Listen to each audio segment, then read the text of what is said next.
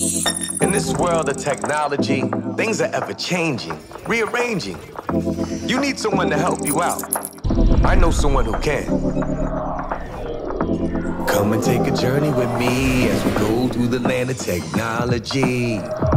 You'll never be alone. You'll be with Paul Amadeus Lane in the tech zone. Welcome back to the show. I am Paul Amadeus Lane, and you are in the tech zone. Remember, you can always connect with me, paulamadeouslane.com. And thank you all for your support.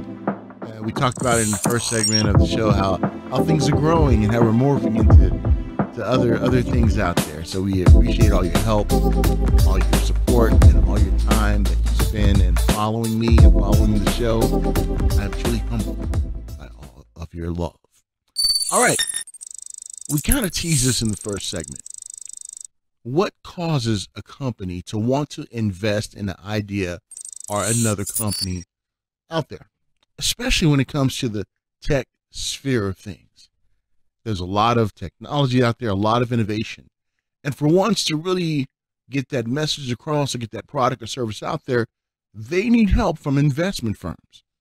And my next guest is going to share with how his company is doing it and what kind of technology are they really looking for and what are ones they need to avoid now since we came out of 2017. I'm sure you're going to enjoy my conversation. And I'm so happy to have with me right now, all the way from NYC, we have the CEO of Active Capital, Steve Saracino. Steve, how are you, my friend? I'm very well, Paul. I love that intro. Thank you so much. Thank you. Thank you so much. Did it get your head bobbing just a little bit? It got me going. It got me going. When someone says my last name that way, it gets me excited. There you go. Thank you. There you go, my friend. Hey, well, appreciate you being on the show. And what I wanted to do, I kind of give an intro in the beginning, but let's talk about what led you to getting into VC and what led you to the company and to create this company. Sure. So I had three passions growing up. One was investing from a very young age. My grandfather was a stockbroker in the 70s and 80s. Another was entrepreneurship. Started as a paper boy. My brother and I sold lemonade at stands growing up, just always in my blood. And the third was technology. Really got into tech heavy in college, to computer programming classes, went to Robertson Stevens, which was a tech investment bank in the late 90s. So the passions were there. Now, I don't know if I would have had the guts to start Activent or start my own investment firm on my own had not this particular thing happened. So I was at another investment firm. It was late 2009 in the depths of the recession. I actually got laid off. It was December 2009, 2 weeks after I had my second child. There were no jobs for, sort of younger investors anywhere on the planet at that point. And what do you do, Paul, when your back's against the wall and you want to do what you love and no one's giving you the opportunity? Well, you create your own opportunity. And that's really the genesis of Activent. Now, the neat thing, going through that process of getting it started, I worked with a lot of other investment firms. We started by raising capital deal by deal and eventually raised a proper fund with, we have large endowments backing us. But through that process, I got to see how a lot of other firms operated. And plus I worked at a couple prior, and I worked at McKinsey and, consulted with other investment firms. And there are things that, I think work and things that don't. And we literally started Activent with a blank sheet of paper. And we built it up being more customer centric. And our customers are, of course, our investment partners, but really it's the entrepreneur or founder. And from everything, the way we incent people here to our team orientation, it's very different. We don't run in silos. And so building that, you couldn't build a firm like that today without building it from scratch. And so that's how we got here. It was combination, it was low string of probability events that led us to forming Activent. And Steve, when talked about that time when you got laid off, and to where you're at today, my friend, when you think back of that journey, what was the most difficult part of that journey, and where you may have thought, wow, if I didn't overcome that obstacle, we wouldn't have this company today? So there's a couple of things. One was, of course, when you go through this, every entrepreneur, you're of course an entrepreneur too, Paul. It's managing your own personal balance sheet. And there were times when we drained our 401k. We got very close to, I think we had 15,000 in the bank when we closed our first investment. When I say we, I mean my wife and I at that point. And so one hurdle was just ensuring that I had the family structure and support around me to take this type of risk. And that was one big hurdle to get over. I think the other, so that's on the personal front. And again, investing is a very personal business. Like, you're putting all your time and effort into this, like every entrepreneur, but you're also investing other people's money, which is very personal for them as well. The business side, the hurdle was about, I think, again, most entrepreneurs go through this, is why you? Why should I give you this opportunity? Why should Activent exist, particularly in a market where there's so many technology investors? What is different about your approach? What's different about the firm's approach? And bringing a credible message that was crisp, that resonated, and not only with investors, but remember, these entrepreneurs are partnering with you. They're taking your money, putting a message together for them too, and being confident. And I'll tell you, in 2010, I was not confident. I was in my early 30s. It was scary. I wasn't even sure if I could pull it off. And I did have to fake my way through it a little bit, but the faking was backed up by, a lot of hard work. So those were the two, the personal hurdle and then the professional hurdle. I appreciate you sharing that with us, Steve. A wise man told me in the business that fake it till you make it, and then when you make it, you stand on your talents and everything. And you talked about growing up being an entrepreneur, having a paper route. Were you like that paper guy and paper boy and Better Off Dad, like my $2, whatever didn't pay you, you would say, hey, well, money, you got to pay me up because I'm all about the money right now. I wish. I'm not that tough. No, people sometimes wouldn't pay, and you just leave them nice notes. No, I'm not the tough guy, unfortunately. But look, doing those things, when we look at our own children growing up, or sort of that, particularly in high school, it's really important to get those types of jobs where, you're doing work that, it's like God's work. You're doing work where it's manual, it's tedious, and it takes persistence, and those sorts of things are actually really important too, besides just being an entrepreneur. And I think that it's character building for all of us. And it's something, yeah.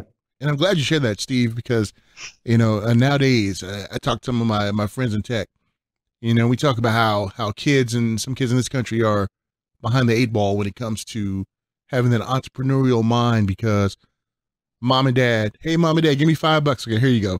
When I was growing up, my mom would tell me, okay, I need the leaves raked outside. If you want some extra money, go out there and rake those leaves, and maybe I'll give you a little money, or maybe give you dinner tonight. But that instilled upon me the mind to hustle out there.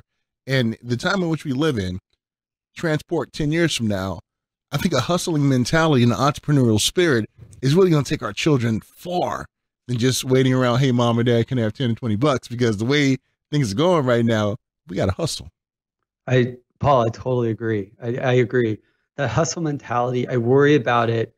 So the millennials, and we have a group as a firm, have been very impressed with the millennials. They bring a maturity that I feel like so I'm more Gen X, that I don't think we had. These 22 to 24-year-olds, the really good ones, they get it's more just about the work. It's about, is it fulfilling? Is it is this a business I want to be a part of? I do feel like they hustle. It's not the same type of hustle that we had.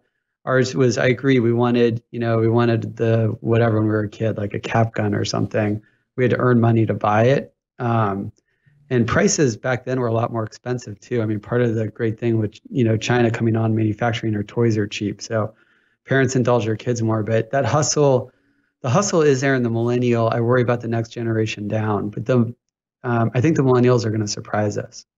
Yeah, I think so too, because I've learned a lot from some millennials out there when I'm covering different things, and they inspire me to keep on, to keep on going. And that being said, when you're looking at companies that come over to Activate, and they're pitching their product, or they're pitching their idea to you, do you look for the passion that they have, as well as a sellable product, before you get behind them?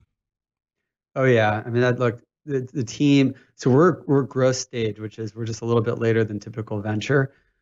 The team is super important, particularly just understanding the founder, their motivations, why they started. So I want the personal background. I don't want walk me through your resume. I want you to walk me through your background without talking about anything on your resume, right? We want the real story. And so, yes, understanding that passion's important. Understanding what's driving them. People are driven by different things. Some people have a chip on their shoulder, like myself, for instance, which is fine if it's managed in the right way. Other people are driven by money. Some people are driven by wanting to change things, and getting to the root of that's very important, because look, the average, our fund life is 15 years, which is longer than most fund life of a typical investment firm. And the average investment lasts longer than the average marriage. And so ensuring that it's not necessarily about loving one another per se, or, really liking one another. It's about having the right level of communication and professionalism, and also setting and managing expectations. So when I say managing expectations, not about like sandbagging or overshooting, but just being really honest. Because you go as an entrepreneur, when you talk to investors, this period where you're selling, and then after we invest, then the selling has to stop, right? It becomes more of a real conversation. And so we look for investors that are mature enough to make that transition. And Steve, looking at companies in the growth stage, why go after those companies and not companies that are beyond the growth stage?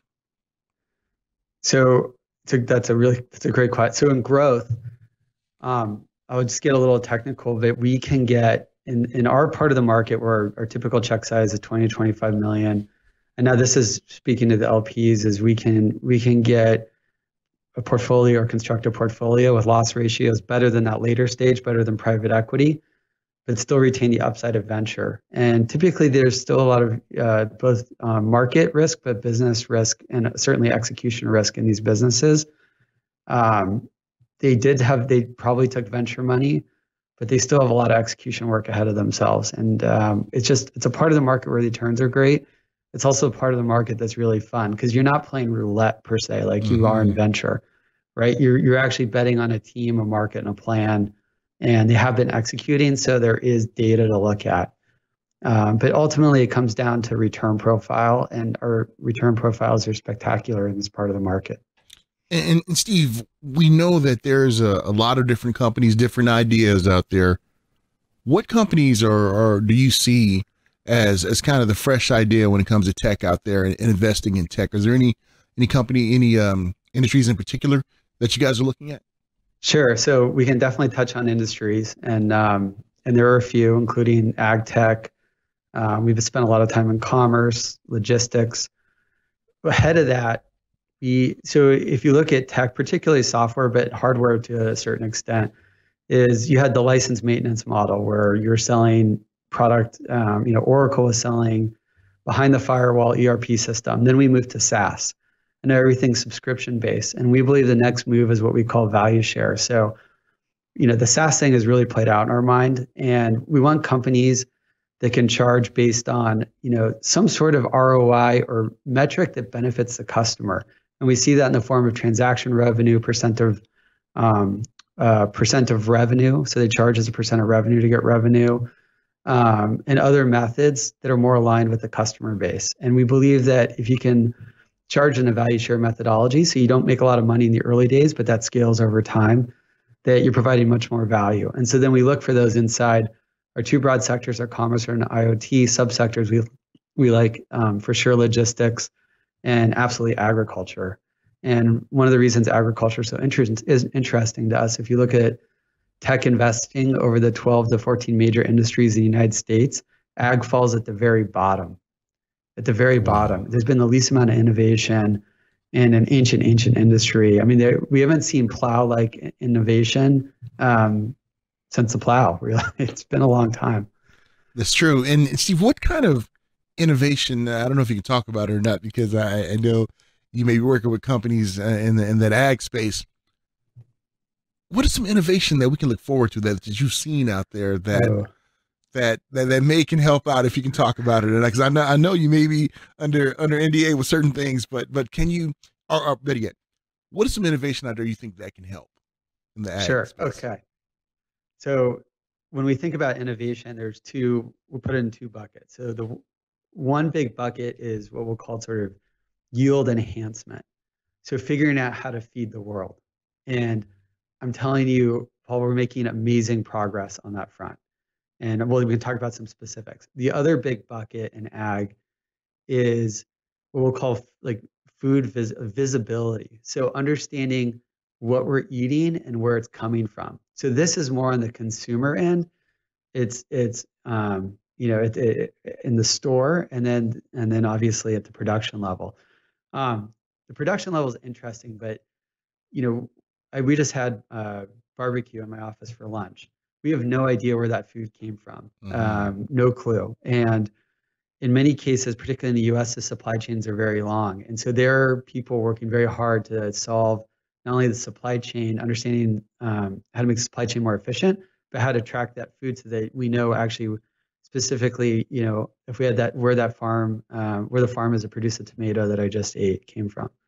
And not only that, but how was that tomato produced? What pesticides, what chemicals were used, if any? Is it organic? Is it GMO? Has it been gene edited, right? Because gene edited isn't considered GMO in the United States.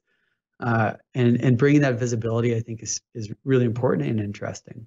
I believe so too, because let's say someone may have a certain type of allergy, and it would be nice to know what pesticides were used that may contain something that caused that allergy to flare up, and now a person can know. And I think that's amazing.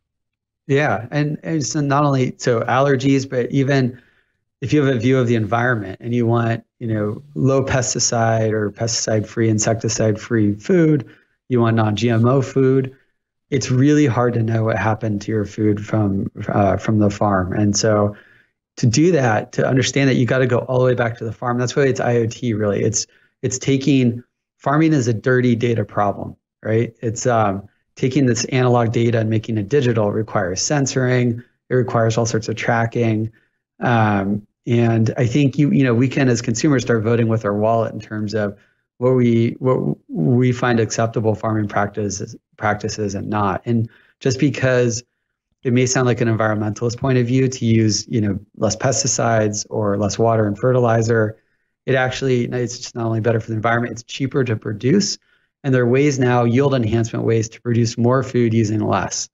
And so it's not only better for our bodies, but better for feeding feeding a broader set of the population.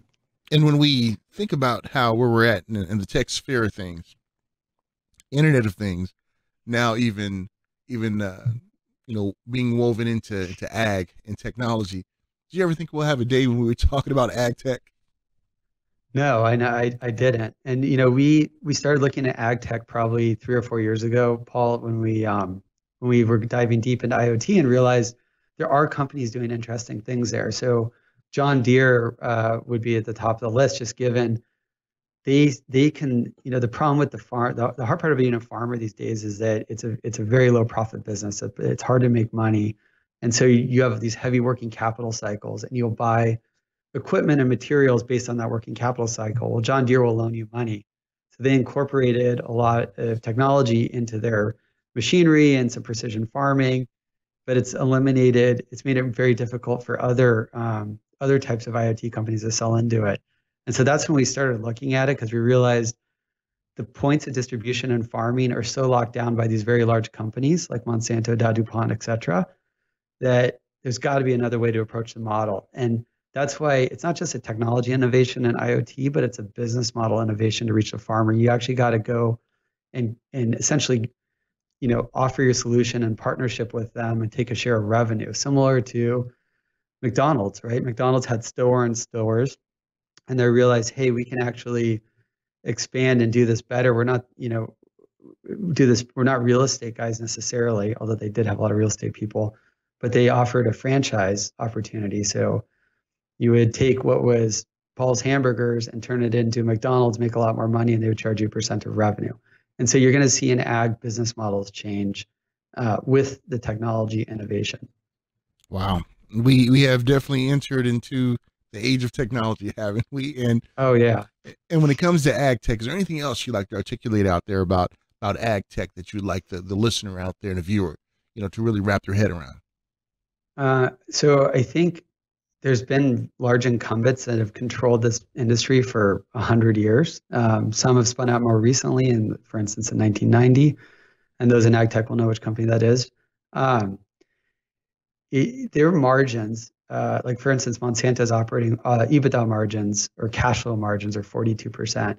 It is amazing that they have defended their business model so incredibly well that their margins are that high. And we're going to see a ton of innovation come out recently that's going to go, it's going to disrupt all the majors. It's going to disrupt the farmers. All their margin is made at the expense of the farmer, and the farmer's profitability. There's an article in the journal about 2 months ago, has never been lower in the United States. And that's not good either, because you need the incentives to have people farming and to, grow enough food to feed the planet. And so I think we're going to see some exciting disruption there. And it's going to come in the form of business model disruption as well, because the points of distribution, the ability to sell into farmers is so locked down by those big companies that the only way you can attack it is by disrupting the overall business model. So it's pretty exciting. And then you see stuff with respect to seed and microbes and doing things in an organic way to enhance yield, which is also really exciting. Wow. That's another topic though.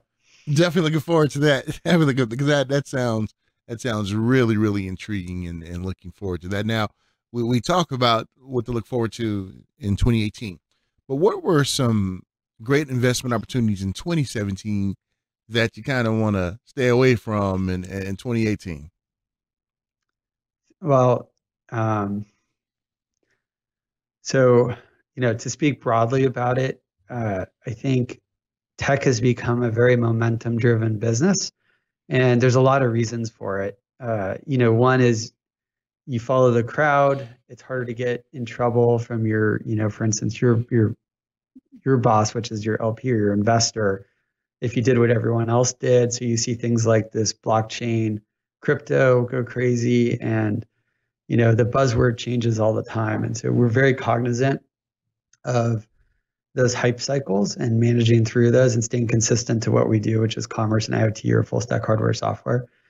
The blockchain, I haven't seen a real use at scale yet.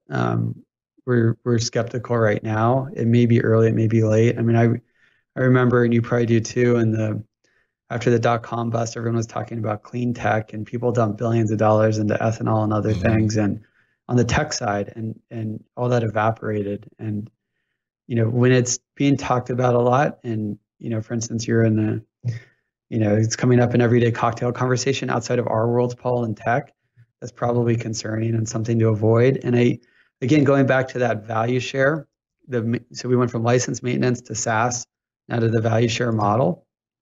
I strongly believe that business model will be an increasingly important factor as people evaluate tech. It's never been cheaper to start a company. It's never, ever in our lives been more expensive to compete. It is very expensive to compete. It requires a lot of capital, and there are a lot of salespeople chasing the same customers. And so to succeed, it requires order of magnitude increase in product and ROI delivered by the product. It also requires business model adjustments. Well said, my friend. And what if we have ones out there who are listening who have startups that fit your criteria? How could they find out more information about Activate? Sure. Well, thanks for letting me do the commercial. They can hit our website. We have an info at email. We specifically don't put a lot on our website. We do stay a little bit under the radar. Typically, companies that are in our sectors that have either raised seed or A round, we know about them years in advance of even talking to them. So sometimes we know that you're out there before you reach out to us, but definitely email. We're very responsive. Awesome. You said we're watching. we're watching. We are watching. Well, the scary thing now is everyone leaves a digital footprint. So even a company that thinks they're stealth are not.